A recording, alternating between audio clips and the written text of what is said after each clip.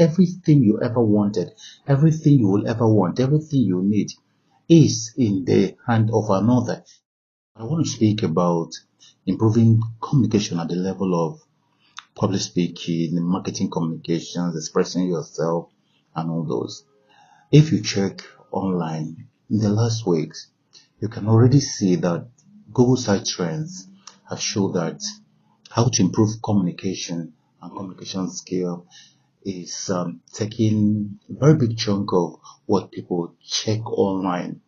In fact, I always tell people that you cannot really be successful without understanding how to communicate, because everything you ever wanted, everything you will ever want, everything you need is in the hand of another, is in the pocket, bank account, or in the purse of another. So you need to actually make that order, convince that other person that you can help, or the person must find you likable or appreciate what you're saying for that to happen. So stop neglecting your communication skill. And you must have heard about glossophobia. Simply means the fear of public speaking. It is being said that a lot of people will want to be in the casket instead of being the person giving the funeral oration. That is so true, but you may not know if you've not tried. One of the reasons is that people have the remnant of the concept of shame. In the olden days, shame was a very big weapon. That is why in trade by barter, people were not afraid, or in exchanging things when there were no official police, people were not so afraid, because the community was ostracized, or the community was communicating, or stop talking to you, or bring shame to your, make you experience shame in such a way that you are going to be forced to do the right thing.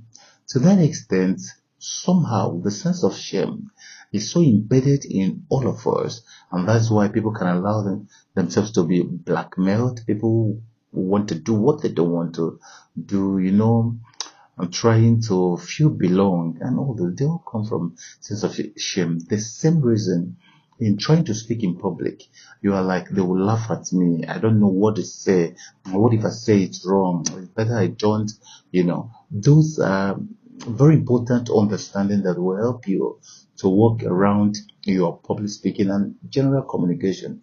But I want to leave you with one thing, and that's my definition of public speaking. If you understand the ontological concept, if you understand the foundational, import of this definition, you will solve your problem of public speaking.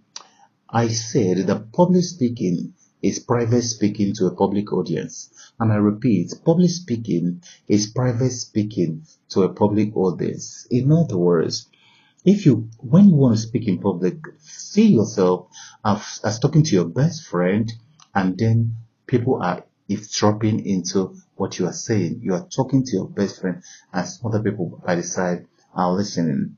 That is why in my public speaking classes, I don't prioritize raise your hands, remove this one, do this one, look up, look into people's eyes. I don't prioritize it.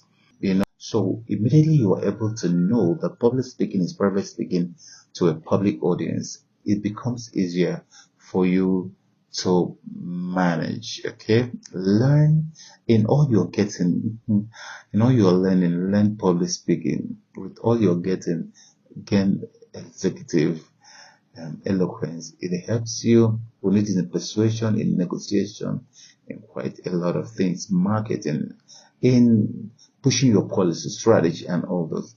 Public speaking, communication is at the heart of that. Even in interpersonal relations, even between you and your spouse, your significant other, your children, even in a non-business environment, speaking, communicating is very important. Don't tell me